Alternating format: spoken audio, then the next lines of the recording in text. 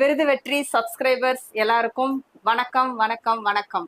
கடந்த 365 நாளும் தினம் ஒரு கானம் அந்த ஆன்மீக பாடல் தொகுப்பு பகுதியில தினம் தினம் அற்புதமான ஆன்மீக பாடல்கள் எல்லாரும் கேட்டு ரசிச்சிங்கல்ல.